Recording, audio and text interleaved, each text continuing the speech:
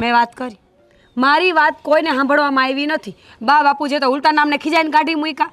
અને ઓલો આદિત્યભાઈ એટલે ચાનું ને પાણીનું ન પૂછ્યું, ડેલેથી વડાવ્યું બે બેનું ને. બોલો પણ એને ત્યાં મફતનું મળતું હોય, એને ખબર છે કે આ ડોહા ડોહી થોડાક દિવસમાં ટપકી જશે અને આ બધી મિલકત છે કરોડો રૂપિયાની, એ બધી અમને મળી જશે. તમને ખબર કેવો તૈયાર થઈને નીકળો જામ સાહેબનો દીકરો? એ મૂછુના આંકડા ચડાવેલા, કેટલું ઘરેણું પહેર્યું હતું. એના બાન બાપુજી ગયા ને સ્વર્ગવાસ થયા ને પછી કોઈ દી આવી રીતે મેં નથી જોયો. નકરો રોતો જ હોય ને દુઃખમાં જ હોય. કોણ જાણે શું થયું? રાતો રાત વટ ચડી ગયો છે એને ગમે ઈ. વટ ચડી જાય ને આટલું બધું એક હપ્તો મળી જતું હોય તો પછી વટ નો ચડે ને. તમને એક વાત કહું, તમે વાત કહો, એવું હોય તો ધમકાવો એને. તમારાથી બી જાય ને તો ખોળે ન બેહે. વાંધો નહીં, એને મળું છું.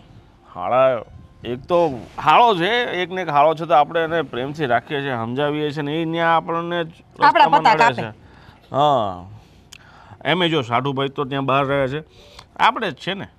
તો મેં એ જ કીધું ભાઈ, મારી ઘરે છોકરો હે ને એટલે પેલો હક અમારો જ લાગે. તું તારી બેનને છે ને એને સાઈડમાં રાખજે, એને કંઈ વધારે માથા પર ચડાવવાની જરૂર નથી. બાંધવા હાટું ભેગી રાખવી પડે.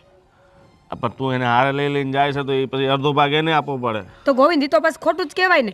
ઈ મારી યાર લડશે ને છે ખુદ એટલે એને ભાગ મળવાનો છે. તમે ના, લડશો ના, ને. એને કઈ ભાગ દેવાની જરૂર નથી. આપણે સેવા કરશું ને તારા મા બાપની. અરે પણ તમે સમજતા કેમ નથી? આદિત્ય પારકું લોહી છે એટલે કે મોટા બાપાનો દીકરો છે એટલે એને કાઢી હગી. સંધ્યા તો મારા મા બાપનું લોહી છે કે નહીં? સમજો નકર આ બધું હાથમાંથી જાહે. હા, પણ આપણા હાથમાં જાજુ રહેવું જોઈએ એમ કહું છું તને. મળો વાત કરો, સમજાવો એને અને બીવડાવજો થોડો. સારું, ચાલ હવે તું આવી છે તો ફટાફટ ભોગવું લાગીશ. પેલા જમવાનું તું કંઈક કર, પછી બાજુ તું જોઈએ. હાલ બોલ, અટાણ લગી ધાબે ભૂખ નહોત લાગી. હું આવી એટલે ભૂખ લાગી.